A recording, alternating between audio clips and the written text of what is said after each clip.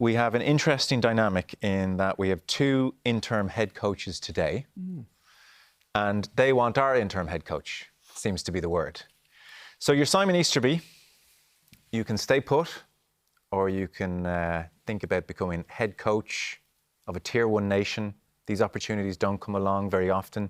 You in your career, Matt, had to think, things are going well at Leinster, Scotland come calling.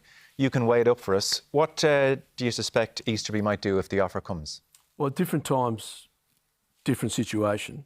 If you look at how Ireland have structured their head coaches since Joe Schmidt arrived, they have appointed internally. So Joe had his staff. From within that staff, Andy Farrell stepped up, and now it's obviously Simon is the anointed one to take over from when Andy leaves. Now, when that is, we don't know, but let's assume it might be the next World Cup. It'll go somewhere around that. To me, at his age, he would be absolutely mad to go to Wales, because Wales is a system in crisis. It is not just their national team that is struggling, it is the entire system through there that is doing it. Why would you do it? I was different. My time was different. I had a time frame. I wanted to get my children with education back to Australia. I had family commitments. And I was told in Ireland, you've got to wait. You're 2 coaches down the line. Yeah. You know, and you might never get it. Fair enough. And it's really not about me. It's about what he's got. I would advise him very, very strongly to stay within a winning Irish system. Can't believe you're raking up that old grave. But the reason is, you know the thought of international coaching. So, like, to game it out for a second, job seems to be Farrell's for as long as he wants it. Could be another World Cup cycle. Could be. And say, the World Cup can be a cruel mistress, as we know. Say it's a World Cup quarter-final defeat. They play the best team in the tournament. Will the public at large want somebody from that ticket to take the helm? And so you don't know when it could happen. You don't know if it could happen. And he lives in Wales, Welsh wife, Welsh kids. Yes. You just, in life, you live once. You get one opportunity to do something. And I rang John Connolly at the time, who was Queensland coach, one of my mentors. And John said exactly the same thing. He said, mate, how many times are you going to be offered a Six Nations gig? Yeah. And that is a real, as a coach, that is a real thing. The other part of that is mostly coaches depart after that.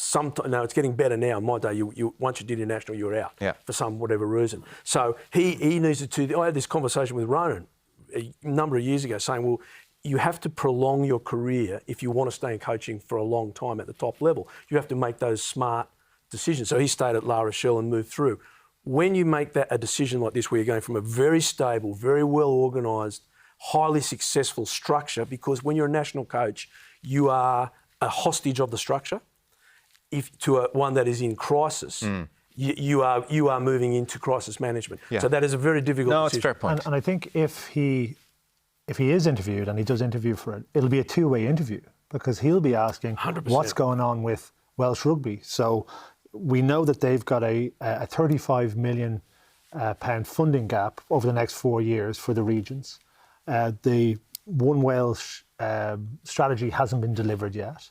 The funding agreement between the regions and the union hasn't been agreed yet. So that has a massive impact on the type of players and development that he's going to have over the next number of years, and look for Wales long into the future. He's also going to, he'll want to know what the expectations are. The expectations have to be set in a different way, and what's progress and what's success for him over the next 4 years. But it's hard to turn that down. I think it's desperately hard to turn down. The Welsh job is one of the top jobs in world rugby, and there's not too many other jobs that come up. And so, I suppose from Simon's perspective, he's in a comfortable position now. He's had a great Six Nations. He's shown that he can do this job, but he might have to wait 6 years to get it, and anything could happen in that time. Of course, of course. Rob? Yeah, listen, I think, Simon Easterby's stock is very high at the moment. Okay, so they continue going in this trend over the Six Nations. You'd hope that his stock would be even higher. He'll hold on to that stock as number 2 for the next 3, 4, 5 years. Yeah. Okay, so I suspect this Wales job will come up again in 3, 4, 5 years. Okay, now maybe Sherrod will do an incredible job and change the whole thing, rebuild from the bottom right back up. But that would be pretty phenomenal. Yes. Okay, so I think Simon could just wait his time now, see how the Ireland gig plays out over the next 3, 4, 5 years, see what Andy Farrell does, see what the union decide to do.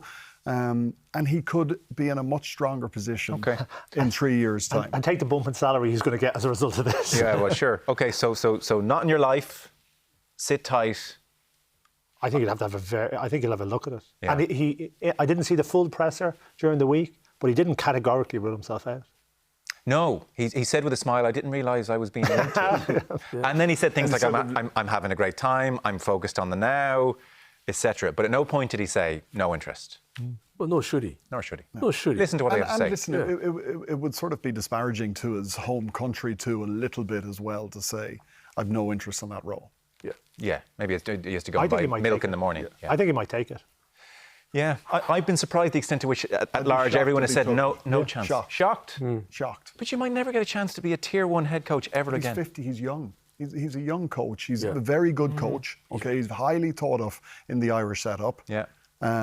Stocks are rising. Stocks are rising. And when he goes back to number 2, Yeah. you know, say Ireland have another disastrous World Cup. They don't make it out of a quarter-final. It's not the number 2's fault. Well, it's hard to give it to the number 2 if it's disastrous, especially with It might not be disastrous, but another 2-point loss in a quarter-final. It's also hard to go back to number 2 when you've been number 1. You know, it's the story of it's hard to turn right on the plane after you've used to turning left. When you go to number 1, it's hard to stay there for 10, 15 years as well. Yeah. Okay, interesting. It is an interesting time, but there's one last factor with this. Go on. This Welsh team is made up of players from who are practicing in 4 countries from 11 clubs, right? So it's 11 clubs combined to make that Welsh 15. The Ireland starting 15 is almost all Leinster with 2 Munster players. Now, Shane's going to tell you there could be problems with that, and there is. My point is that is an internal system in crisis. No, it's a as challenge. one coach, if you come in as a coach and you think you're going to solve that, you're wrong. That's a failure. I It's a hear failure. you. He may feel, I don't need 100 good players, I need 20 and I'll make something work. Yeah, he does. You know. It definitely does. Right. You need a little bit more than 20 because Italy's coming up and so on. Like, where are Wales now? I think the point is he is in a system that will continue, as far as we can see, for the next few years, which as far as we can project, the Irish system remains very strong. Okay.